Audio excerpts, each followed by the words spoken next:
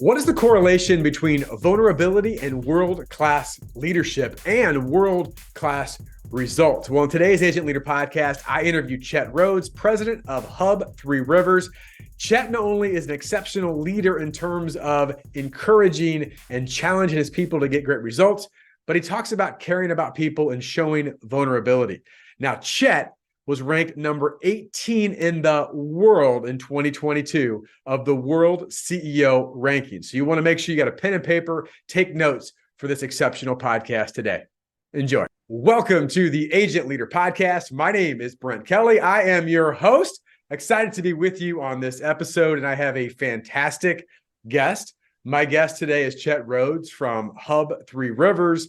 And as you'll learn from Chet today, we're gonna talk a lot about the agency and the successes, some of the challenges they're facing. I certainly want to talk also with Chet about some of the leadership challenges that he faces in running an organization of this size. So we're excited to have Chet on today. And then Chet, I will, if you're watching on video, you'll see Chet in the box there. We'll make sure you get a formal introduction, and I get to do that here in a minute. But I also want to remind the audience, as always, the purpose of the Agent Leader Podcast is to help you, the agency leader, to help educate, empower, and equip you to become your best version possible. And the Best Version Possible Fast Track, a 90-day success plan for agencies, is available, and our next program starts in January. So go to sitkins.com/fast track to learn more about how to get started with Sitkins. So with that, let's dive into the interview. Again, Chet Rhoads, president and CEO of Hub Three Rivers. Chet, welcome to the Agent Leader Podcast. Good to be here. Thanks. Awesome. Well, I'd like, as we start off, Chet, again, just give a general overview. I'd like to, if you could share a little bit about how you became, how you got to where you are today, and certainly a little bit about your hub branch that you are running there in Pittsburgh. Sure. So I basically started right out of college. I didn't go to college to be in insurance. I think insurance found me, because when I graduated in '88 from Duquesne, there were no jobs in Pittsburgh except for being a life insurance salesman. So unless I wanted to move, which I did not, I embarked upon an insurance career and did the carrier side for 5 years, and then came on the broker side. And I've been on the broker side for 30 years now. I was 10 years old when I started, so don't start doing the math there. There you go. When I came to the broker side, I came on as a producer, and through the years, I took over some leadership positions. I ran the employee benefits department at one time. I ran sales at one time, and then January of 21 became president. Awesome. And, Chet, I've known you for a few years now, obviously, in working and being part of the Sitkins group. You've known Roger and some of our team for a long period of time. And I'll just say this, I'll speak on behalf of what our team says about you, and certainly what I've gotten to know in meeting with you in different events and obviously phone calls and these kind of things, is that Chet is not only a great business mind and committed to growth and excellence, but just an all-around good guy. And I know that's a bit cliche, but I think it's so important as we talk today about your agency, Chet, and again some of the challenges and successes that the idea that you can be a human being that cares about other human beings at a high level. In fact, from my experience in watching you, the more that we do that, the better leaders we become. And so I'd love to kind of tap into that a little bit in our conversations today. I want to start off with this, and I don't mean to go into a negative thing, but every agency that certainly we work with and talk to has challenges. And so, Chet, I'm curious, and here we are in 2023, near the end of it. There's just a few things going on in the world. There's a few things going on in the marketplace.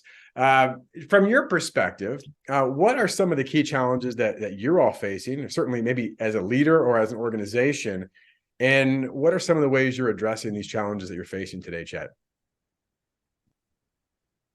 Well, I know every industry, it's not just the insurance industry, is facing this talent war. And I believe through our own actions, and I would suggest to anyone else that's in my position, that when you're dealing with this talent war, that you should be transparent to your existing employees and your prospective future employees. Because I truly believe when you're transparent, these employees will trust you more. And it's a real big situation. We deal with it every single day. We have employees that are being offered wheelbarrows full of money from competitors. We have prospective employees that we make offers to, and then all of a sudden their current employer thinks they're worth 30 grand more. Not sure why they didn't think they were worth that before they resigned, right? And so we play that out with these prospective employees and say, hey, it kind of like back when I was in boot camp with Roger. He would say, hey, have your prospect rehearse with you how they're going to terminate their relationship with their incumbent broker. We're doing that same thing, but it's with the prospective employee and role playing out. How are you going to handle it when your employer says, your current employer says to you, hey, listen, Susie, you're worth 30 grand more now that Hub International is going to take you away. How's that going to make you feel? So we're getting out in front of it, being transparent, and seems to be working for us, but we certainly haven't solved the issue. We're going to continue to forge through that. So I think that's a huge challenge for me, is just making sure we have the best talent that stays. Yeah, Chet. I mean, that's something obviously that, so many insurance agency leaders out there are facing right now. We talked about some of that. We were at a private mastermind summit in Tampa a month or so ago.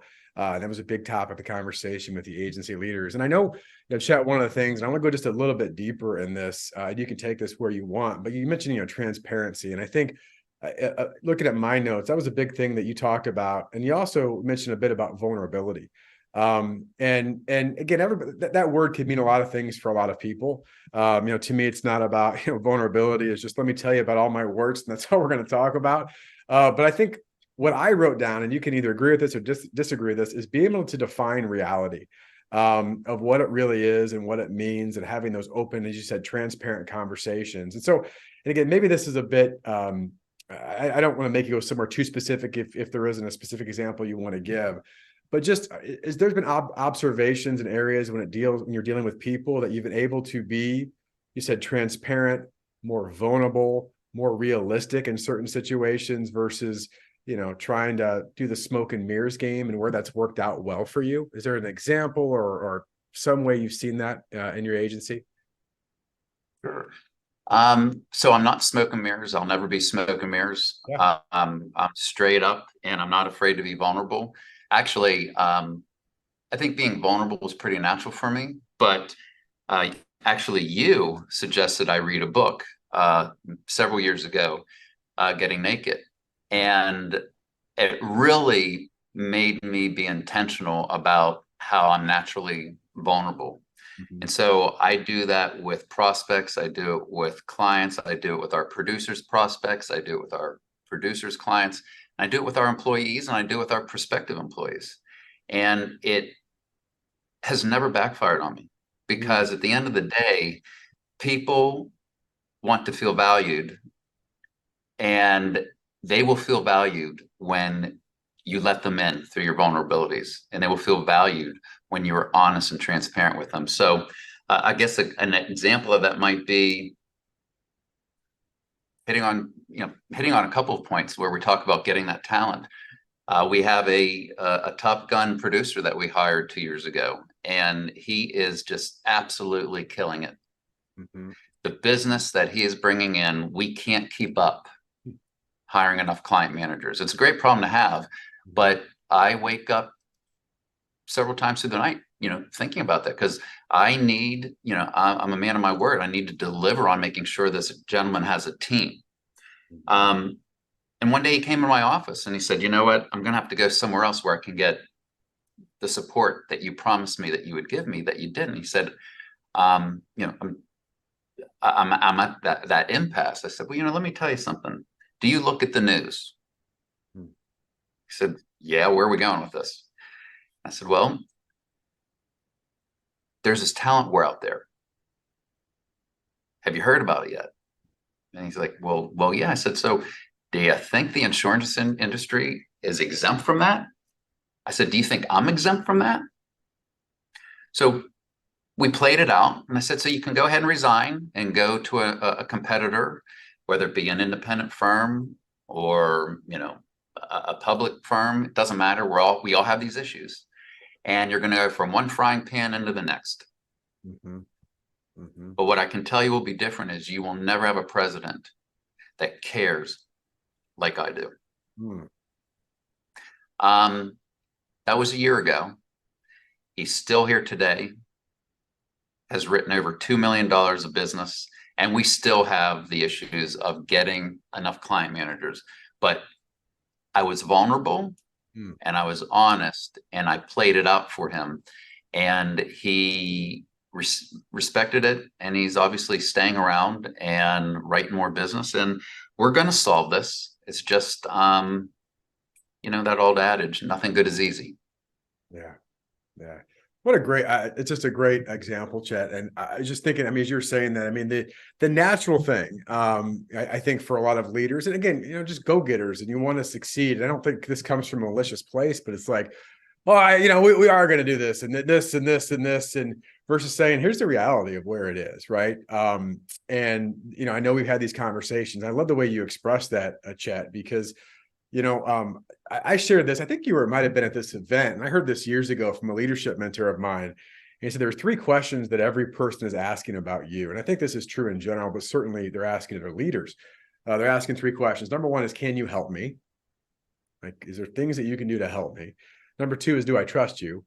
And number 3, Chad, is the one that you emphasize, which is sometimes just take it for granted, is, do you truly care for me? Right? Do you truly care for me? And I think when you care for people, that's where it comes from, Chad. I love to hear that, is that I care enough to tell you the truth, that we're not perfect. We have things, but here's the vision. And obviously, as you said, Chad, it comes from a place of meaning. So I love that. I appreciate you sharing that. I think any listener should get a great abundance of value from that. I know talking about the challenges, and of course, this kind of leads into successes, but I'd love for you to share, Chad. I know there's been many.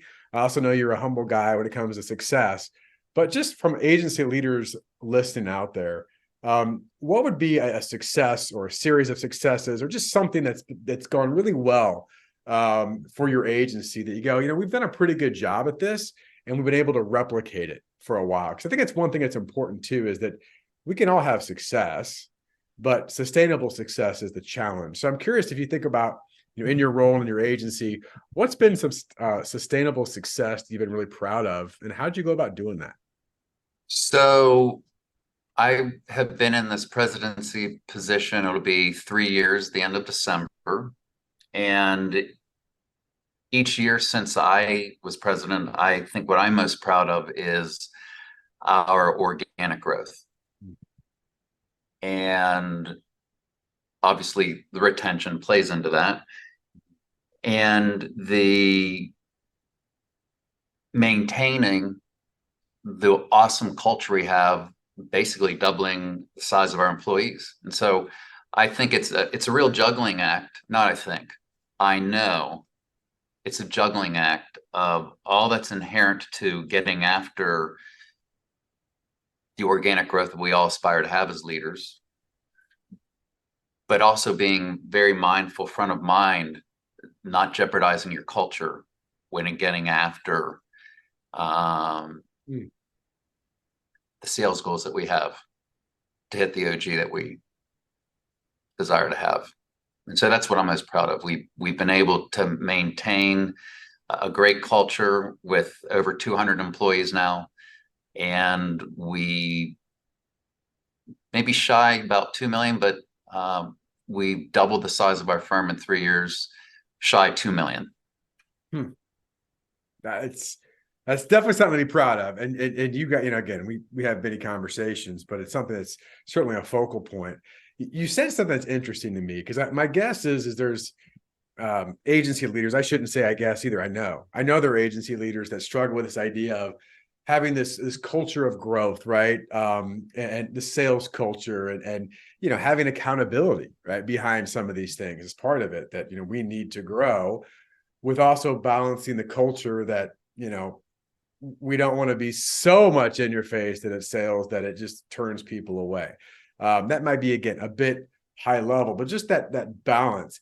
And how have you, again, because you have sustained that for a long period of time, and you do expect a lot from your people in a good way. And you have good people on your team.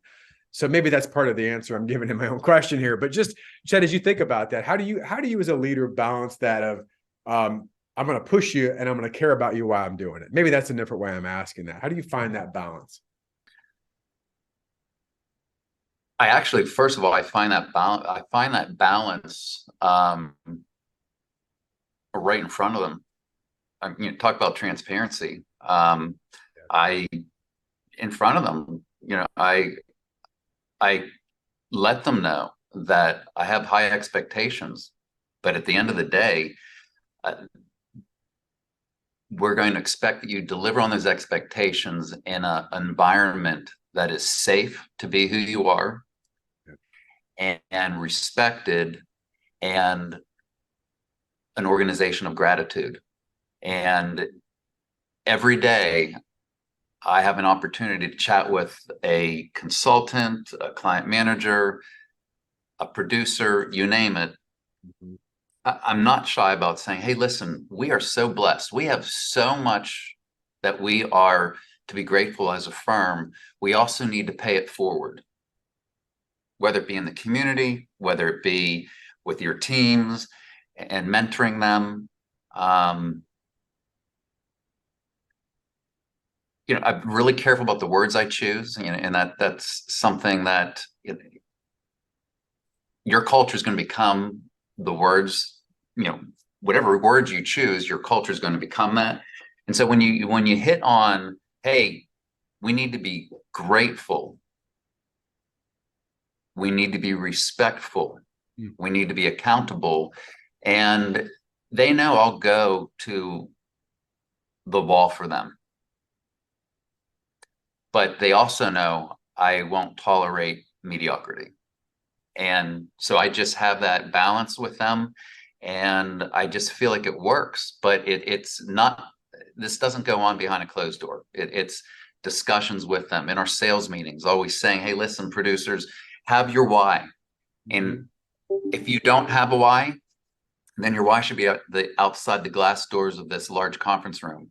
All those people that are working to retain your groups, if you don't want to sell to have extra money come in your own household, then sell so that these people can get a great bonus. Yeah. So many things, and I have a couple follow-ups to that, Chet, because that is really good stuff. And I mean, you've heard us say, we talk about what is culture. Culture is the language and behaviors that are normal. And I think, you expressed a lot of that. What are people saying? What are people doing? And I also want to just mention, because you said this, about you choose your words carefully. And I think it's a big part. I hear that from leaders that are growth-minded leaders and doing a great job with their agencies, is that they're very specific on the type of words they say. And I think here's the other thing, Chet, that you mentioned in your comment. There's a cadence to it. This isn't, January 1, hey, we're going to be respectful and accountable, and then we don't talk about it again until next January. It's that, as you said, in front of people and consistently with the group, is this is who we are and how we operate. And one more comment on this, and it hit me as you were saying this. I always think of we were talking about my daughter, my oldest daughter, when she's playing basketball, and she had a couple times, she's like, the coach is really getting on me. And I said, well, tell me about it. He's like, well, he's always asking me to do this and saying this. And I'm like, well, is he challenging you to get better? Oh, well, yeah. I said, do you think you could get better? Yeah. I said, the biggest problem that you would have is if the coach stops talking to you, right? That's when I would be worried, because that's when there's no point. And so I think, Chet, what I'm hearing, again, knowing you a little bit here with the agency, is the fact that it comes back to caring. I honestly believe that. And, I talk about this quite a bit, and maybe I get your thoughts on this and how you go about this. But I believe that the number one job of a leader, above anything else, there's tons of responsibilities, but the number one role or responsibility of a leader is to grow and develop your number one asset, which is your people, which isn't easy.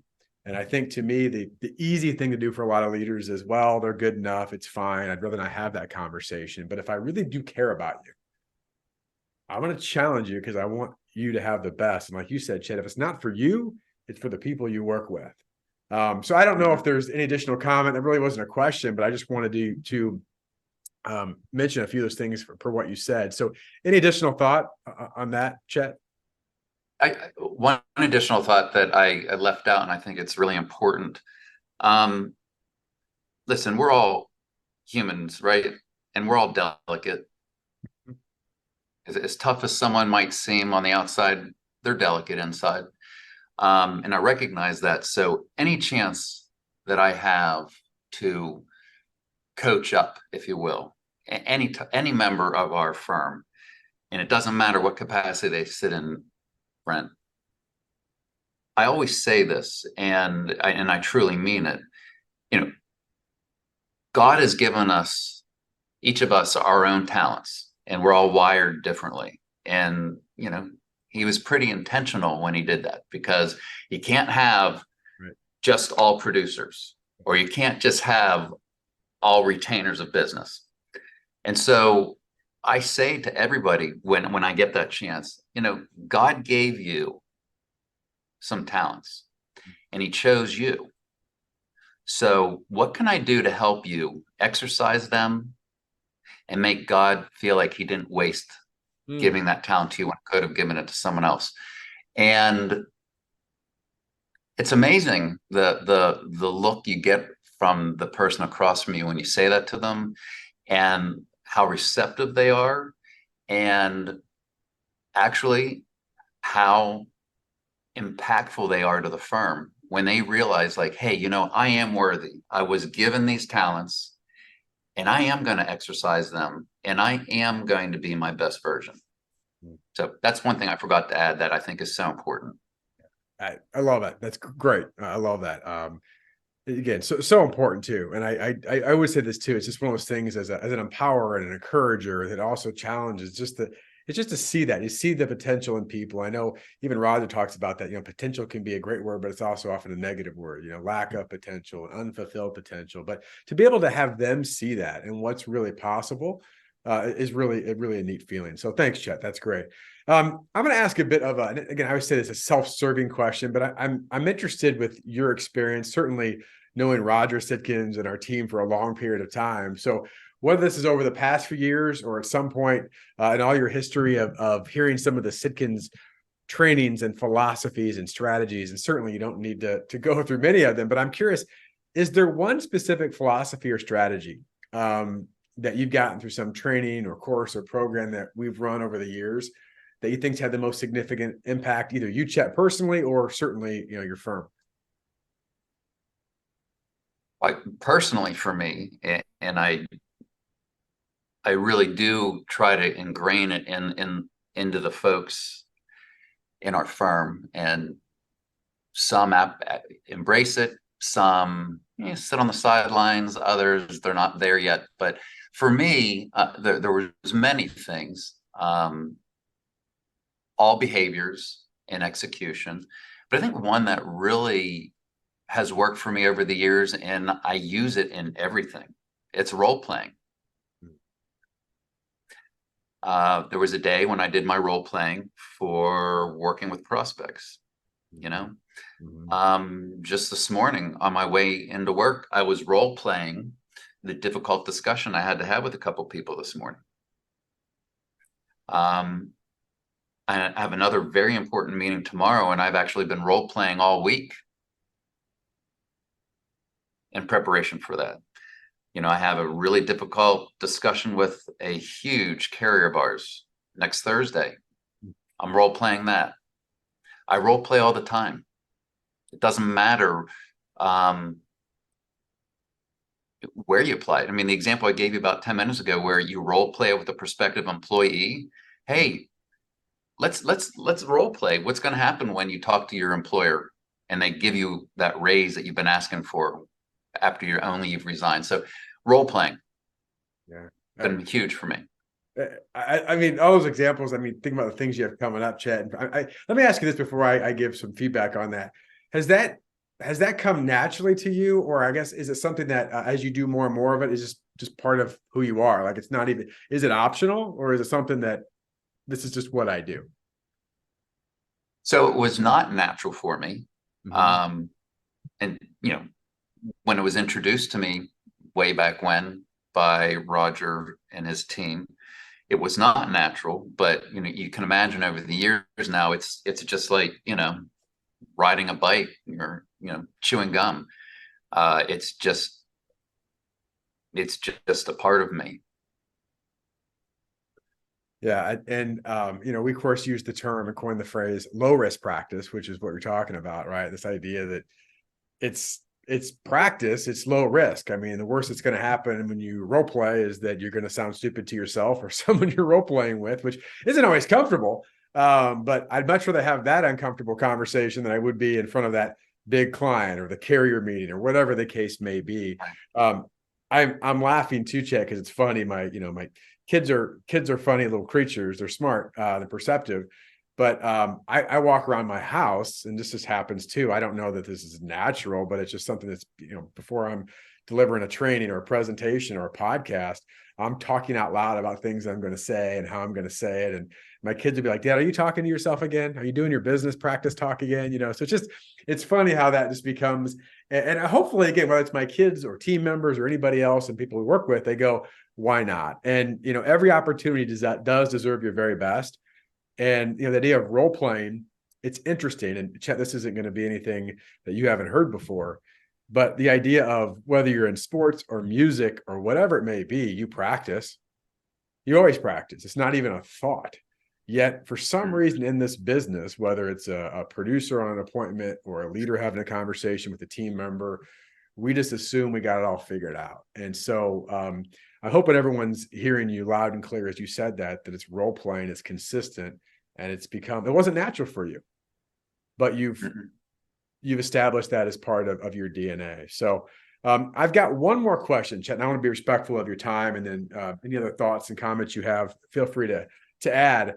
And maybe this goes in a little bit to certainly not communicating to your teammates so much, but communicating to the younger version of you. So I want you to think back, and I know you started this business when you were 10 years old, right? Something like that, long time ago. But when you were starting your professional career, let's pretend that the younger Chet Rhoads starting off his professional career walks into your office right there with the current version of you and says, hey, older version of me, I need one piece of advice that's going to help me over the coming years. What is it? I think it's all about behaviors, executing on the behaviors. Had I understood how paramount the execution of behaviors were back in the 20s, in my 20s, I think I was pretty successful, but I would have just been much more successful. I would have had less bloody noses.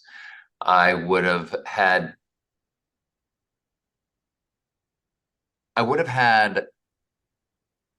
a better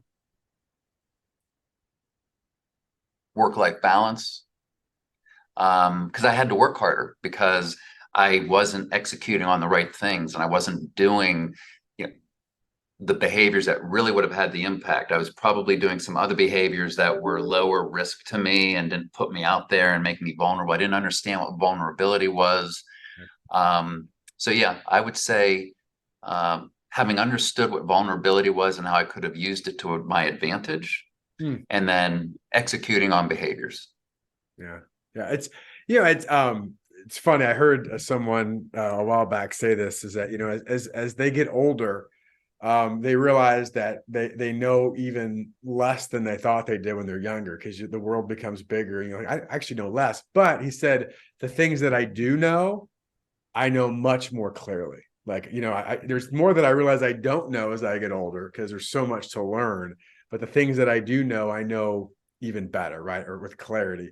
And I think, again, just kind of as you said that, I'm thinking about execution on the behaviors. It's that a lot of things to do, but what are the right things to do, right? That have the most impact. So, Chet, before we part, and again, I want to be very respectful of your time. I want to, first of all, thank you so much for coming on here. I've taken a ton of notes.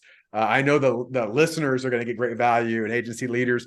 Anything else you'd want to say to the audience, and again, a lot of agency leaders, but producers and other team members, insurance professionals that are wanting to grow and develop that you'd want to share before we depart here? I